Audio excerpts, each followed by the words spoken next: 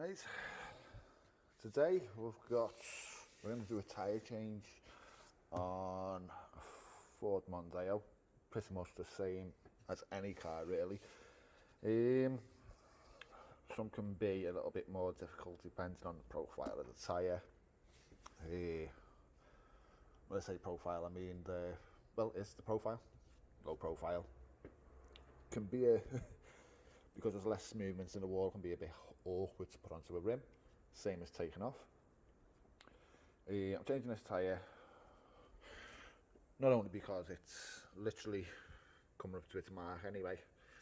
These are your legal wear marks here, we're getting here, but because I don't know this. Oh well, this problem with this tyre is the tyre valve is leaking. This is a dead common thing on Fords that have the tyre pressure monitors. It's something, I don't know if it's something that what they've done with the rubber that they use to make the tyre pressure, the sensors, they're valves for the sensors even, because they're not standard valves. Or the fact that they've got a piece of brass come through the centre of it, which makes them a bit rigid. So like any movement on it, put a strain on the rubber. What this has caused. Sorry, let's repeat that again. What this has caused is because of the constant up and down of the pressure. We have now broken some straps. Is it straps? It's cords there, so it straps through the tyres. Obviously, it's cross ply tyre, so you have straps go different directions. Now, it's not the most expensive tyre in the world. It's quite a budget tyre, although it is a Michelin tyre, it's still a budget tyre. What happens when these snap inside is you can't really see it that much. Well, I'm trying to have a look on the camera here, see if I can see that. Right, now, you see that leading edge there sits prouder, so I can get the right angle. It sits prouder there than what down here.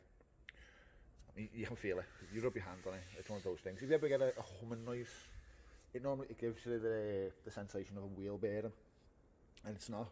A lot of people flap. We have a lot of our drivers come and go, oh, my wheel bearing's gone. So you take it out for a road test and you go, you hear that, and you go, that sounds like a wheel bearing, but I don't think it is. You pull up and you rub your hands. So the point now is when drivers come in and say, my wheel bearing's gone, I come out, go right that with my hand and go, no, it's not, it's a tyre. Some can be a hell of a lot more drastic than others. I mean, you can literally, don't even have to rub your hand on it, you look and you go, wow. Now what happens when your wheel's spinning around, whatever speed, revolution, it's doing it at. Each one of these, depends on which one, how many, I'm just having a little feel around.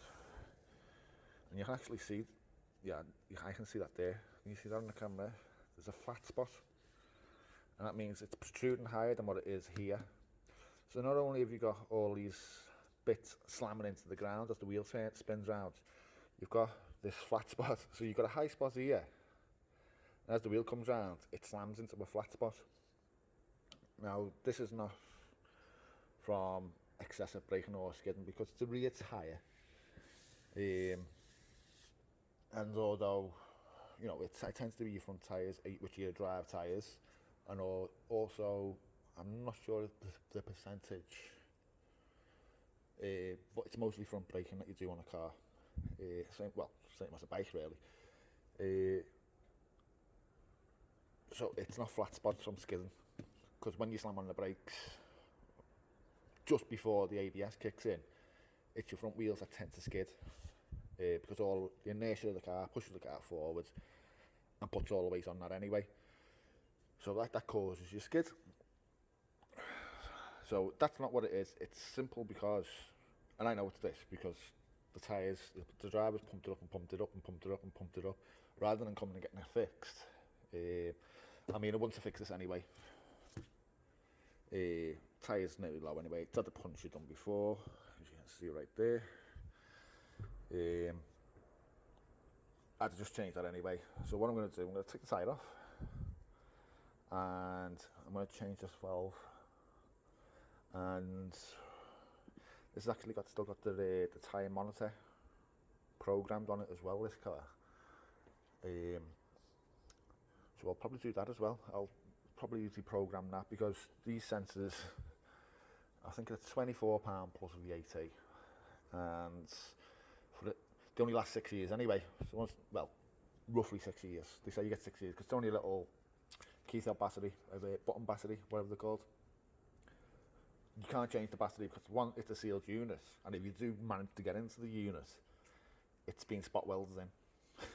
So it's a simple case of throw that away and put another one on. And at £24 plus VAT, you're doing 4 corners. You know, it's the best part of 70 quid you spend, and then you've got to pay someone to put it on. I know most places, if you want your tyre sensor changing, they're going to charge you £10 a tyre, £20 a tyre, depends what that kind of place is like. Whether they want the custom, they might do one for the tenner, or if you want all 4 doing it, they'll charge you 30 quid, you know, do one for free. And then there's also the programming them back in again. Now, I've seen a video someone saying about programming these, about not mismatching them. These are extremely easy to train onto a car. If you take it off, you can, just your driving actually programs them into sequence where they are, unless you've got a place card. If you've got a place card on your dashboard, then that'll show you which tyre. Well, on the Ford Mondeo it doesn't need the Mark 5. If you've got a place card on the dashboard, it'll show you which corner the tyre is on. Now, if you haven't got that place card, it doesn't matter what corner you put them wheels back on, because it will pick up the what's the name, and all it is you put it into lane mode, which is a simple case of going through the dashboard settings, driver settings, blah blah blah blah, reset tyre pressure, drive at 30 miles an hour, and it'll program them all in. It'll go into lane mode and pick up your new sensors that have been put in. So don't listen to anyone who says you have to put them back where you got them from. No, you don't.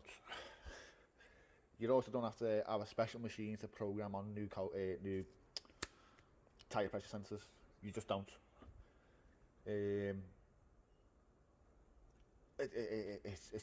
It's just fake information. You can put it on and it will just pick it up. Simple case of, and we've done hundreds before we got the equipment to disable them, because it was becoming ridiculous. You know, not because we break these, and when I take this tyre off, I'll show you how stupid that they are. Not that we break them, the driver would go out, get a puncher, and it'd be Saturday afternoon, you think, well, the garage is closed, we can't go in and get there, but what I'll do is I'll just go to the fella around the corner, and I'll get him to fix my puncher. He doesn't know there's a tyre pressure, you know, because he's just some like little shack at the back of a workshop somewhere.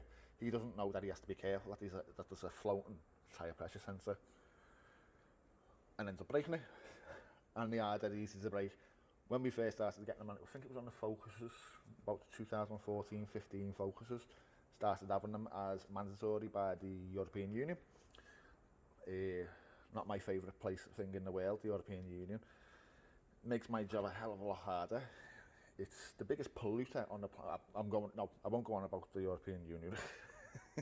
I'll do a thing. Will do a video about the European Union and how it's destroying the automotive trade. But we'll ignore that for now. What was I up to?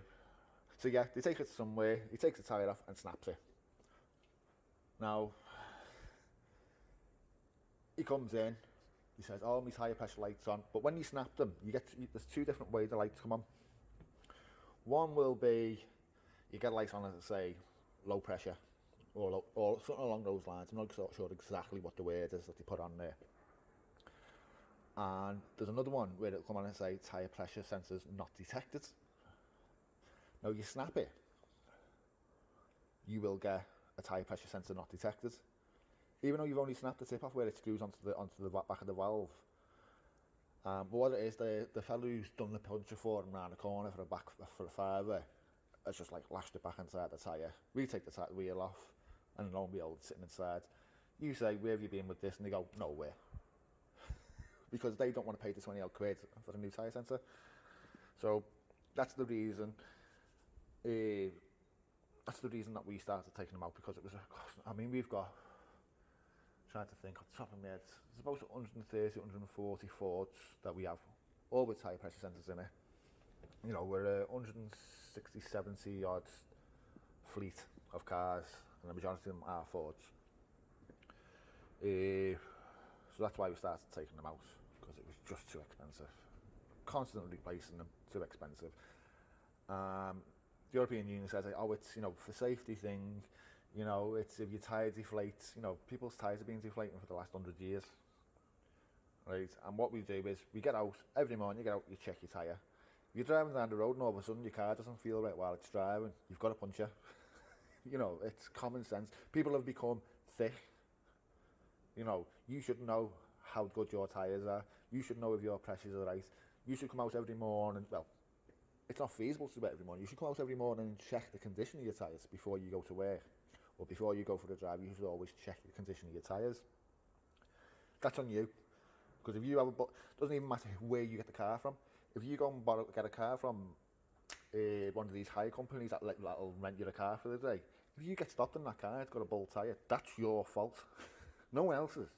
That's your fault. You might be able to have a go with the hire companies, like, you know, you give me a car with a bald tyre. They won't do nothing about the points. They won't accept the responsibility. They might give you a refund, but they won't take the points. They won't take the blame for it. So you're ultimately responsible, but you're also ultimately responsible for the pressure that's in your tyres. So you should be checking, you know, you should come out. I mean, it's a simple case out. You come out, and unless you've got run flats, it's not really easy to do. You just give it a quick squeeze. You know, if the tyre feels a bit low, take it to the garage, check the pressure. If you've got a pump, give it a little pump up, see if the tyre pressure changes to wherever you want it to be.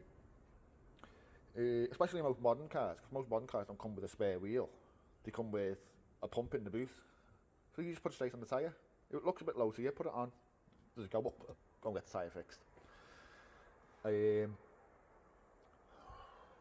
So yeah, what it actually is, it all comes down to emissions. Now, when they have the emission standards for these cars, when they're produced in real world driving, not like in a factory somewhere, like where they've just got wind blowing at it. You know, you've got rolling resistance. These wheels are rolling on the floor. If your tyre pressure is low, it's going to take more fuel to run it. And that's all it's down to. Is they don't want you wasting fuel driving with flat tyres. Simple as. So, there's me rant over. So what I'm going to do now is I'm going to take this tyre off. I can't do it with the camera in my hands because it is a bit of a two-handed situation. It's a two-handed, one-footed situation actually. But what I'll do is, halfway through doing it, what I'll do is I'll come back on with the camera and I'll show you the stupid place where they put these tyre sensors. So right, here we are back again. So I want to show you where the tyres it's, unless you're careful, unless you know it's in there, it's very easy to break these. Now, I'll show you, it may not make any difference. You see if I push the tyre down, it actually wobbles. I'm not even in the right place. You see if it wobbles the valve. That's because if I come right in here and push down, there it is, just hiding there. Now what happens is, when they take it somewhere, is they'll put, yeah, I'll show you. Get a bar out. What they'll do is, they'll put a bar under your tyre, like that, and they'll pull it round. Sorry, I didn't have that on film. Put a bar in, pull it round. But what that does, it pulls this end in nice and tight. And as the wheel comes, let's see if I can do this one-handed. So what I'll do is,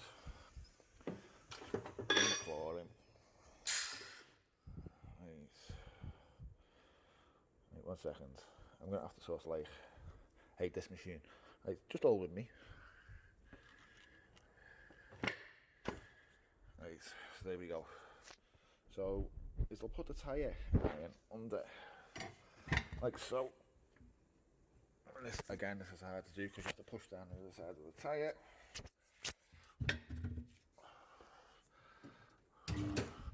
Now you see the way I've got that in there? Do you see how tight it's pulled? Now if you don't know where sensors in there, I'm not asked if it breaks because I'm taking it off anyway. Yeah, just wheel this back. Now you see that, and it's just come off its strain now. That strain is what can snap it. I mean, luckily that didn't. And also, it moves easy that way, but if you're watching them and you push against it that way, you're pushing against the inside of the rim, and it can snap it. I'll have a look in a minute. Once I get this tyre off, I'll see if I've got a broken one, because I don't necessarily want to break this. Because it's pointless breaking it. Why do I want to break it? So what I'll do is get this tyre off. I'll have a look, see if I can find a broken one for you. Right, start again. I've just been talking there, I thought to press record, I hadn't. So I took the tyre off, and inside I found a bit of a mess. Looking inside, this is where this is plain and simple, because I mean the walls are really thin here where there's a broke away. This is from driving the tyre flat for not even a long period of time. And that's why the cords are broken, because these kink over and snap, and cause them high ridges on the tyre. Now this is the puncher. That's 2 punches, and it's got a third up there which I didn't even notice. That hasn't been fixed. I mean, I haven't dipped this tyre. It only seems to be, I mean, let's have a look, turn it around. There's no damage on the other edge. That's because the way the stance of the car, your leading pressure is on the outside rim. Because as the tyre goes down, the car tilts to, well, it's off the right of the car, it'll be tilting to the right, so it'll put more pressure on the right side of the tyre. We once have done these punches. I mean, that's broken up bits of tyre there. This had 2 punches. So, I mean, this is a car that's being taken off a driver because he was a bit abusive to the car. We don't do more than 1 puncher on a tyre. And because it's on a taxi, they don't tend to last that long anyway. So they'll get a puncher, and it's very rare that they require a second punch to be done, because the tyre will be worn out before that point. So yeah, it's a good job I've got a part 1 tyre that can go on this. Otherwise I'd be slightly screwed. Because I couldn't put that back on. I couldn't possibly, I mean, with the current climate at the moment, with what's going on in the world, I am here on my own, so I am self-isolating. And I actually live on my own in my house. My partner, girl, very nice girl, only very recently started seeing her, is a nurse. So she's self-isolating, can't see her, so I self-isolate at home, and I come into, when I'm in the garage, I'm self-isolating as well. So because of the climate that we're in now, I currently can't get hold of any new tyres, so it's going to have to be the part 1s. Which luckily we do keep hold of. Got a lot of worn tyres. Big pile of them all piling up there. It's, again, current climate. These normally go to China. And then when they go to China, they repurpose them, make them into rubber mats and stuff like that, and then sell them back to us at a higher price than what they charged us to take them away in the first place. If you can believe that. So yeah, so next is, I'm going to get this valve off. So it's a T, and I can't remember what size T it is. So I'll be right back with you. Right, again, starting again because I thought to press record and I hadn't. So this is the tyre sensor. It's a screwdriver. It's a T10. There's your screw. Now this normally is on there. I don't know if I showed you that then. Was that on camera? So that's on there with the screw through the bottom. I've got a terrible cameraman, me. Because trying to look, rather than looking through the camera, I'm looking at the item. Screw through there, undo that screw, and this comes off. So the air goes in through there, and there's a little side hole, can't see where it is. A little side hole anyway, which matches up with that hole on the side of there. Maybe you can see that. And it comes through that hole that's full of all rubbery cash. Get a focus on that. I'm crouching down here, I'm going to fall over. Through there. That had probably been blocked up. Might have cleaned off with a little bit of a blast of air, but I'm not putting it back on because this is leaking also. And the issue that you have is you can't put these onto a normal. Yeah, I'll get you a normal valve now. 1 second.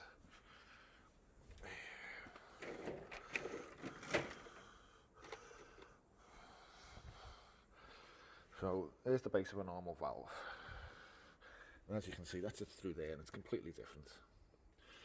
But we're going to disable it anyway.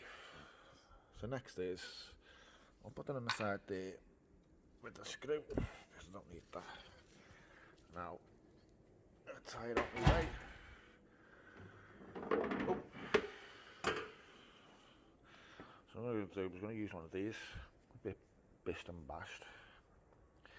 Now let's go on here, and I'm wondering now if I can go do this one-handed, because in general you need to have something leaning here to lever them, because the rim edge is very low. And I hate doing this because it always snaps off and swats my finger. So this comes, and that come out quite easy there. Nice. So if we have a look at that, can we see any damage to get it on camera and do it? Focus. There's a little bit of a crack in the rubber there. So what happens is it stops it sealing properly. So what I'm going to do is the best part is I'm going to have to try and see if I can do another one. Put the new one in with one hand. Ooh, actually, nice. We're actually ran low on soap.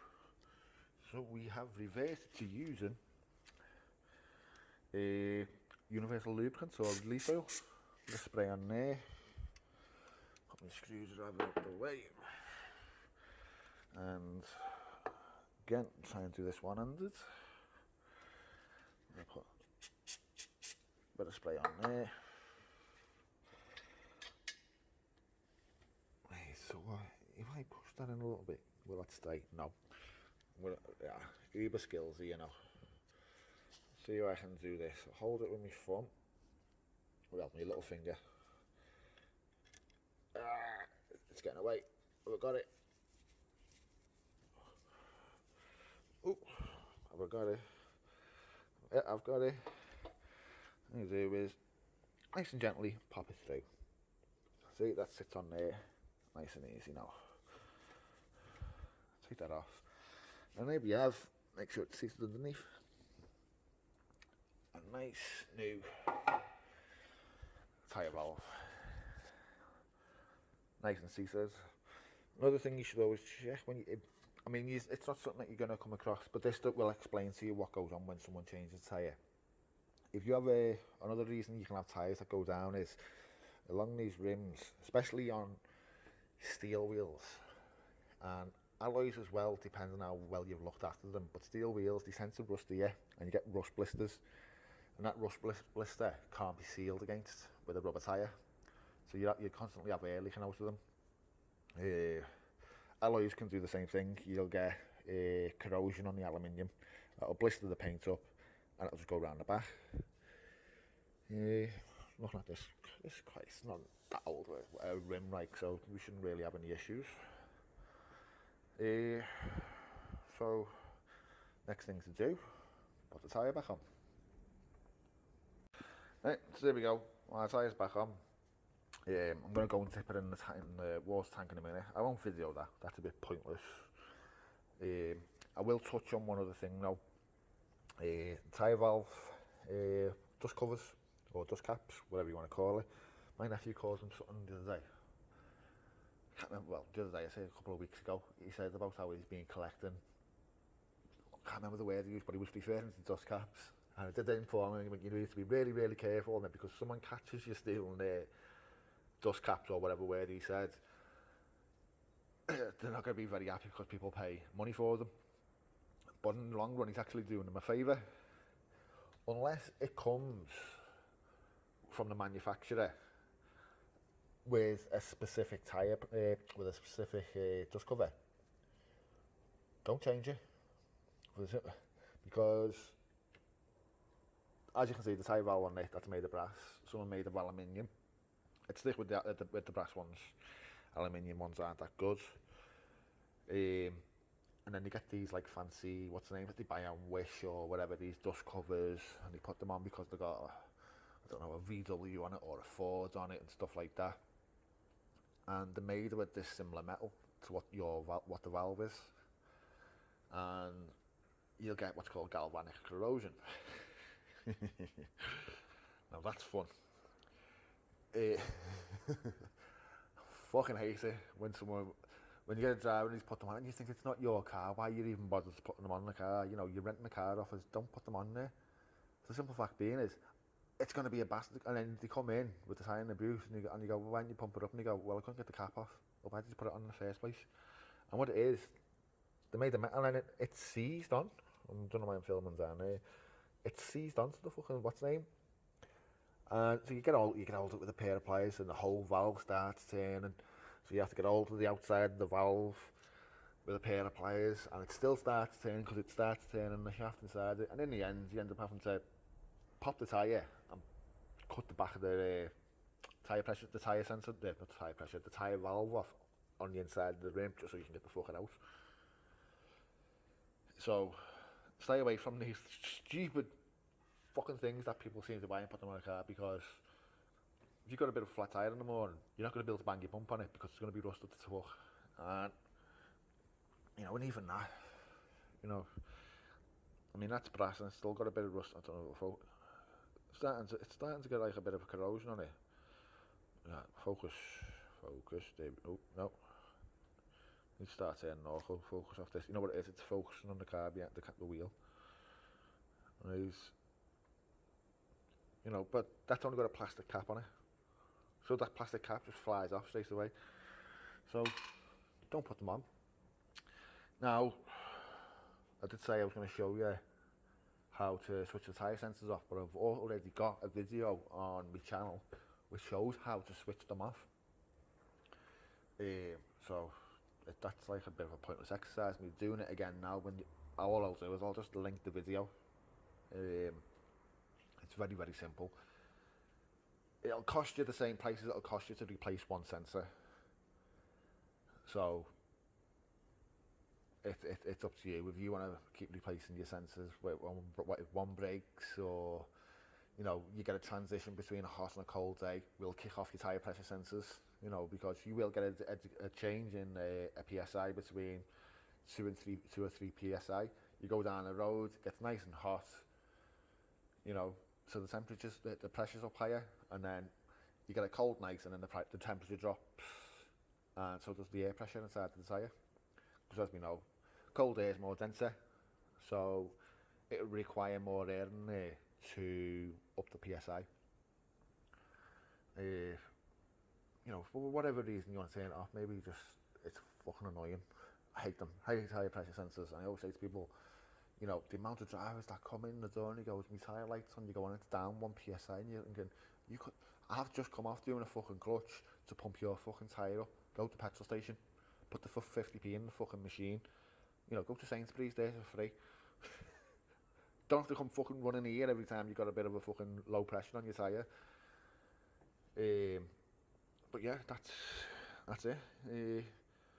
I know it's not the most informative video in the world, but I thought I'd just do it to occupy myself and give someone a little bit of information. I've got some other little things I'm going to start. I've done a couple of videos. I'll just go to upload them. So keep your eye out. If you liked it, click the like button. Subscribe if you want to. Over the next coming weeks, there's going to be a lot of information coming on there. I'm going to start showing how to properly clean EGRs. Not how to show you how to do it. Which is comical. I'm going to discuss tyre cleaning, why you shouldn't use tyre cleaning. Hate it. Hate the word tyre cleaning.